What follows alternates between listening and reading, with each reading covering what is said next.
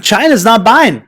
And they don't have the nostalgia to bank on. So they had to, you're going to have a good story to sell a movie, good characters. And, it would be nice if it made sense and it tied together. That'd be helpful. If one movie tied in with the other one, the previous one. Yeah, sure. In a trilogy, kind of makes sense. The Rise of Skywalker is proof that Star Wars needs to reinvent itself. Truer words have never been spoken. Thank you for joining us here on Final Death Star. I am Final Death Star, and if you haven't subscribed to the channel, please hit that little button and give me a little subscribe. Help build this channel. I really do appreciate it.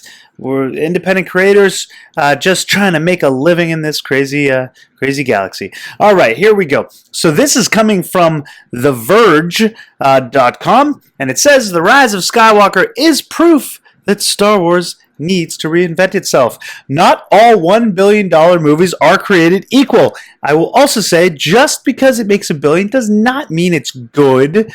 Just means a lot of people are going to see it, and even then, it's not even coming close to the predecessors here.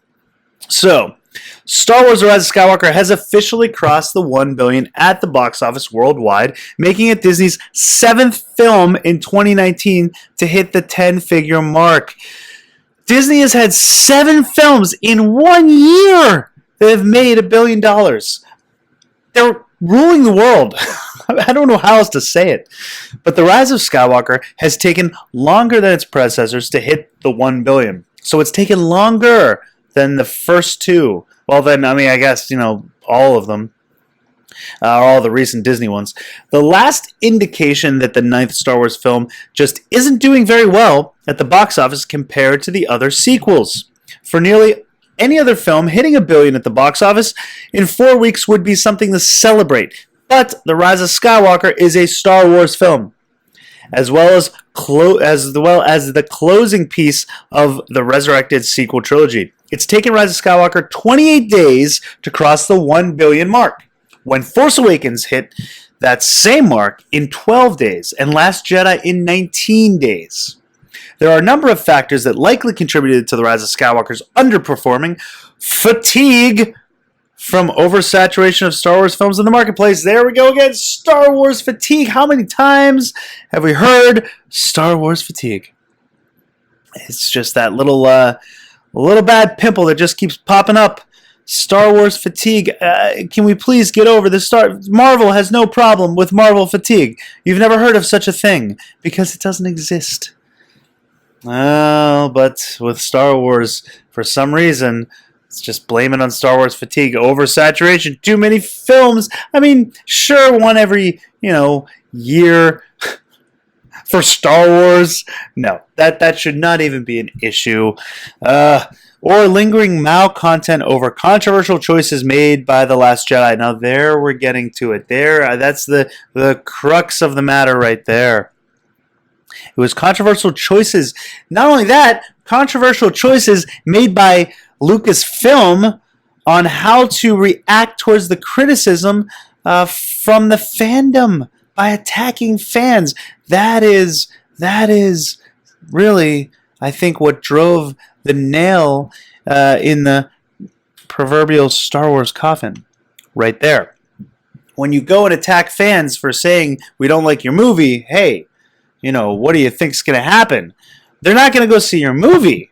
That's what's going to happen, and that is what we saw, specifically with Solo, but also with Rise of Skywalker. Although more people went to see this because it was the end of the whole Star Wars saga.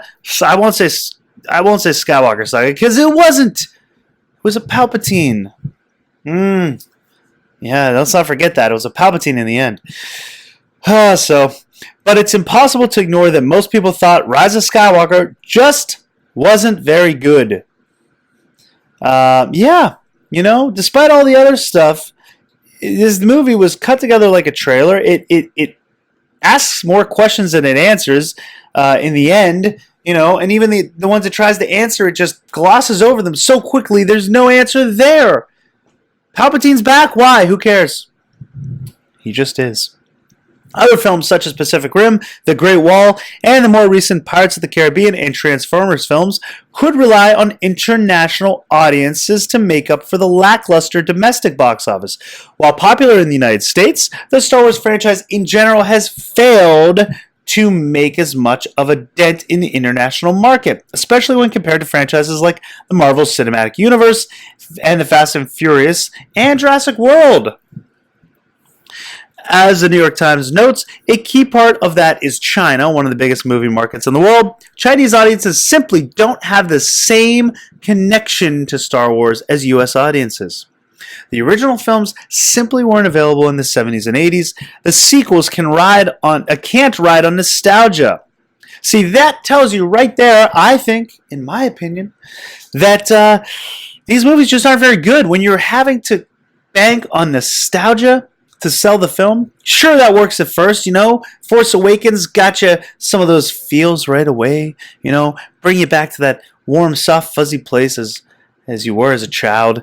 But in the end, it's not going to sell a trilogy, clearly, because China's not buying. And they don't have the nostalgia to bank on. So they had to, you're going to have a good story to sell a movie, good characters. And, it would be nice if it made sense and it tied together. That'd be helpful, if one movie tied in with the other one, the previous one. Yeah, sure. In a trilogy, kind of makes sense. Let alone an entire saga that you have to tie into. But, they didn't do that. So obviously China has nothing. They've got a bunch of movies that don't connect and they don't really feel any attachment to because the characters aren't good. And then they can't bank on nostalgia on top of that. Boy, that's a recipe for disaster right there. I'll tell you. After Rise of Skywalker, Disney is giving the franchise some time to rest. The next film in the series isn't scheduled till 2022, and that's, a lot of controversy over that. Or not controversy, but rumors. Is it going to be The High Republic, which seems like they're, starting to push in the comics, and assuming there's no delays, changes in the plan, issues that plagued the last several movies. Well, yes, there were issues and delays, and who, would you blame for that? I'd blame the head of the studio, I guess. I guess that's who. Oh, that's Kathleen Kennedy. Yeah. So maybe that's something they need to look at. Kathleen Kennedy, there's been plagued. The last movies were plagued, it says, with delays and changes. So, maybe that's the head of the studio should be looked at there, to stop this from happening again. So the future of Star Wars, for now, lies in smaller shows like Mandalorian, which has been received rather well. That's my own personal opinion, but it's been received rather well by the majority of the Star Wars fandom. Everyone's pretty much on board with little things here and there, but everyone's pretty much on board with the show and the direction it seems to be going in as good first steps to take, which just concluded its well-received first season on Disney Plus streaming service. A second season is already in the works, and there are 2 other live action. Of course, we've got the Obi-Wan show, which is very, I'm hopeful. I don't know. It's got Deborah Chow directing, and, she did a great job with the 2 chapters in Mandalorian. But it is bringing back Jar Jar, controversial choice there. We'll see where Jar Jar plays into this. And then there's the Rogue One Cassian Andor, the Diego Luna, which I don't know about that show. No one's really asked for that. A show about Cassian, I don't know. We know where he goes. Is there really a need? See his backstory? Maybe, but I don't think so. I don't think it's needed. But let me know what you guys think. Are you excited for the Cassian show? Well, Star Wars will return to the big screen at some point, as Rise of Skywalker shows. Even poorly received Star Wars films are still usually $1 billion blockbusters. But with the lore-heavy Skywalker Saga concluded, again, it's a Palpatine, it's not Skywalker. It's likely that the next phase of Star Wars will look a little more like Marvel in the Fast and Furious films, emphasizing more standalone, bite-sized adventures that you don't have all the baggage of the past films attached. I don't know, Marvel and Fast and Furious, they've been around for a long time, especially Fast and Furious.